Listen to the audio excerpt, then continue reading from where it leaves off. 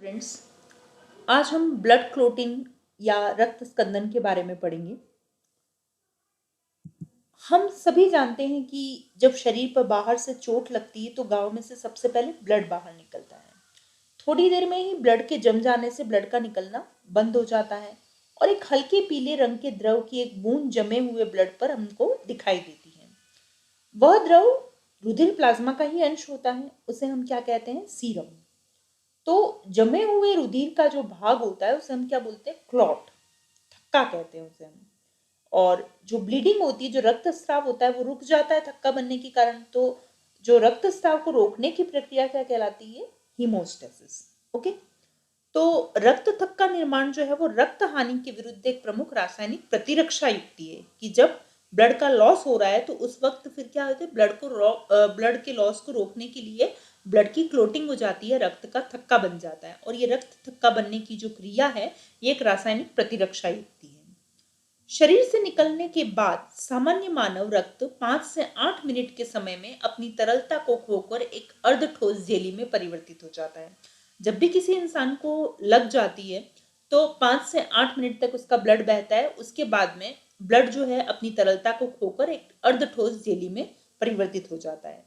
इसी परिघटना को हम रक्त स्कंदन या ब्लड क्लोटिंग या रक्त का जमना कहते हैं। अब यहाँ देखिए, जब भी कहीं पर हमको चोट लगती है तो जो ब्लड वेसल की जो वॉल है वो टूट जाती है और फिर ब्लड बहने लग जाता है। तो उस वक्त फिर होती क्या है? क्लोटिंग की प्रक्रिया में क्या होता है कि जो प्लेटलेट्स होती हैं वो प्लेटलेट्स एक्टिवेटेड होकर के यहाँ पर इकट्ठी हो जाती है और साथ ही फाइब्रिन का फॉर्मेशन होता है जिसके कारण ब्लड की क्लोटिंग हो जाती है। अब क्लोटिंग प्रोसेस में आप देखिए, सबसे पहले इंजरी हुई या डैमेज हुआ और जो क्लोटिंग फैक्टर्स होते हैं वो एक्टिवेटेड हो गए। तीसरा, ब्लड वेसल्स जो हैं ये रक्तवाहिनी संकुचित हो गई, कॉन्ट्रैक्ट हो गई, प्लेटलेट्स जाकर के वहां इकट्ठी हो गई तो प्लेटलेट्स प्लग बन गया और फिर फाइब्रिन क्लॉट बन जाता है और ब्लड की क्लोटिंग हो जाती है। अब आप यहाँ देखिए, जब ब्लड वेसल डैमेज हो जाती है तो ब्लड का फ्लो स्टार्ट हो जाता है। तो जो ब्लड में क्लोटिंग फैक्टर्स होते हैं वो प्रोथ्रोम्बिन को थ्रोम्बिन में कन्वर्ट कर देते हैं। फिर ये थ्रोम्बिन फाइब्रिनोजन को फाइब्रिन में कन्वर्ट कर देता है। ये फाइब्रिनोजन सॉल्युबल फॉर्म में होता है और फाइब्रिन इनसॉल्युबल फॉर्म में होता है। फिर ये फाइब्रिन क्या करेगा? ब्लड क्लॉट बना देगा। तो यहाँ आप देखिए, सबसे पहले ब्लड वेसल टूटी, उससे ब्लड का फ्लो होने लग गया स्टार्ट। फिर ये प्लेटलेट्स यहाँ पर जाकर इकट्ठी हो गई डैमेज्ड वाले पार्ट पर और फिर उसने क्या किया? यहाँ पर प्लेटलेट्स का एक प्लग बना दिया। तो यहाँ पर क्या होता है? प्लेटलेट्स का प्लग बन जाता है और साथ ही यहाँ पर जो फाइब्रिन है वो क्लॉटिंग कर देता है। तो इस टाइप से ब्लड का क्लॉट बन जाता है और ब्लड का फ्लो बंद हो जाता है। ब्लड क्लोटिंग फैक्टर्स जो हैं मेनली 13 टाइप के होते हैं, जिसमें से फैक्टर फर्स्ट फाइब्रिनोजन कहलाता है, factor second prothrombin, factor third tissue thromboplastin, factor fourth calcium ions, factor fifth labile factor, factor 7 stable factor, factor 8 anti haemophilic factor, factor 9 Christmas factor और प्लाज्मा थ्रोम्बोप्लास्टिन कंपोनेंट जिसे हम PTC कहते हैं, factor 10 Stuart Prower factor, factor 11 plasma thromboplastin antecedent, factor 12 Hageman factor, factor 13 fibrin stabilising factor. तो ये 13 factors होते हैं जो एक के बाद एक एक्टिवेट होते जाते हैं और आगे से आगे रिएक्शन को करते हैं जिससे ब्लड क्लोटिंग होती है। अब हम ब्लड क्लोटिंग के मैकेनिज्म के बारे में या रक्त स्कंदन की क्रियाविधि के बारे में पढ़ेंगे। क्लोटिंग के फॉर्मेशन में दो प्रकार के एंजाइमेटिक पाथवे भाग लेते हैं, एक होता है इंट्रिंसिक और होता है एक्सट्रिंसिक पाथवे। क्लियर? तो इसमें सबसे पहले हम यहाँ पर देखेंगे कि फर्स्ट स्टेज जो है उसमें होता क्या है? थ्रोम्बोप्लास्टिन का उद्भव होता है, ओरिजिन ऑफ थ्रोम्बोप्लास्टिन। तो यह क्लोटिंग मैकेनिज्म की सबसे इनिशियल स्टेज होती है। इसमें ब्लड में थ्रोम्बोप्लास्टिन दो सोर्स से प्राप्त होता है। ये थ्रोम्बोप्लास्टिन दो सोर्स से प्राप्त होता है, एक होता है इंट्रिंसिक पाथवे और दूसरा होता है एक्सट्रिंसिक पाथवे। ओके, तो हम आगे यहाँ पर एक्सट्रिंसिक और इंट्रिंसिक पाथवे के बारे में डिस्कस करेंगे। तो सबसे पहले हम यहाँ पर इंट्रिंसिक पाथवे की बात करते हैं।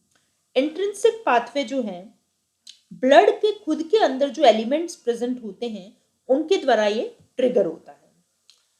जो ब्लड के अंदर की तरफ प्रेजेंट होते हैं। क्लियर?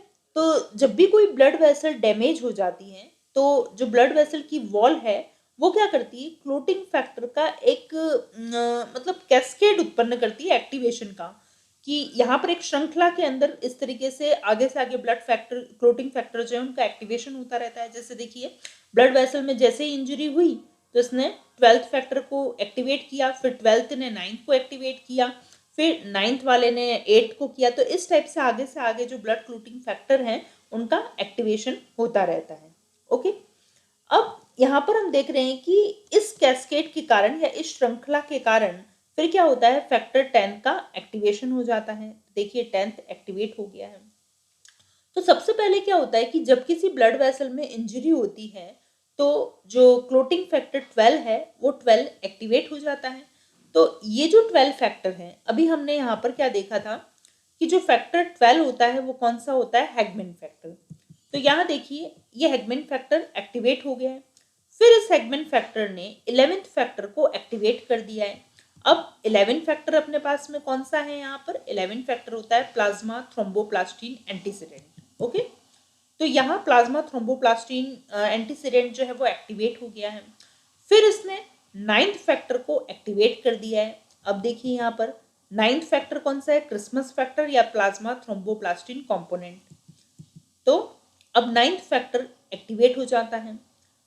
तो यहाँ आप देखेंगे ये 9th फैक्टर यहाँ पर एक्टिवेट हो चुका है।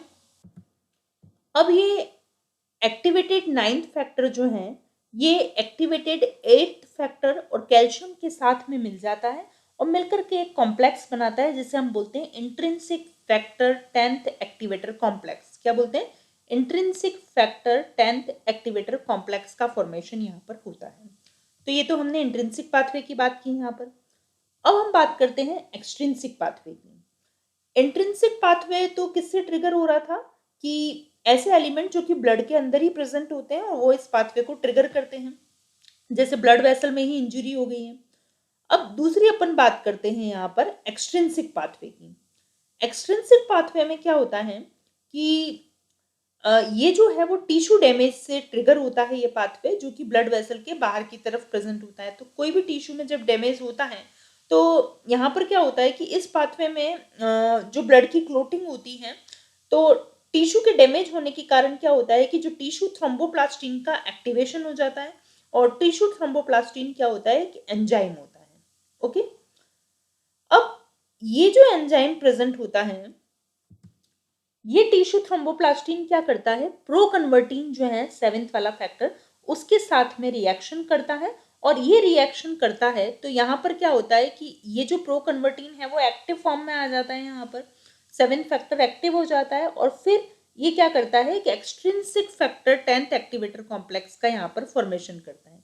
यहाँ क्या बनाता है, intrinsic factor 10th activator complex, और इससे क्या बन रहा है, extrinsic factor 10th activator complex बनता है। अब ये जो कॉम्प्लेक्स यहाँ पर बन रहा है वो फिर क्या करता है, 10th फैक्टर को एक्टिवेट करते हैं दोनों ही। तो यहाँ आकर के दोनों कन्वर्ज हो जाता है, इंट्रिंसिक पाथवे और एक्सट्रिंसिक पाथवे, इन दोनों का अब क्या काम हो जाता है, 10th फैक्टर को एक्टिवेट करना। तो अब 10th फैक्टर क्या होता है, स्टुअर्ट प्रॉवर फैक्टर जो होता है वो एक्टिवेट हो जाता है, ये 10th फैक्टर। अब ये जो 10th ए फैक्टर है ये क्या करेगा, प्रोथ्रोम्बिन को थ्रोम्बिन में कन्वर्ट कर देता है।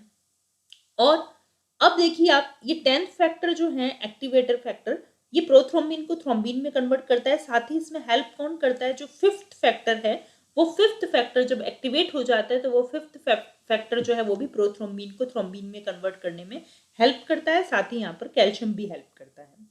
फिर थ्रोम्बिन जो है वो फाइब्रिनोजन को फाइब्रिन में कन्वर्ट करता है। फाइब्रिनोजन फर्स्ट फैक्टर है और फाइब्रिन जो है इसकी एक्टिवेटेड फॉर्म हो गई है यहाँ पर।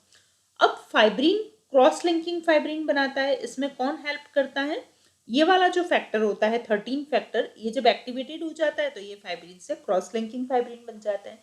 तो इस टाइप से ये ब्लड क्लोटिंग फैक्टर्स जो होते हैं ये एक कैस्केड चलाते हैं, एक श्रृंखला के रूप में इनमें आगे से आगे एक्टिवेशन होता रहता है और ये दोनों इंट्रिंसिक पाथवे और एक्सट्रिंसिक पाथवे इस तरीके से संपन्न होते हैं।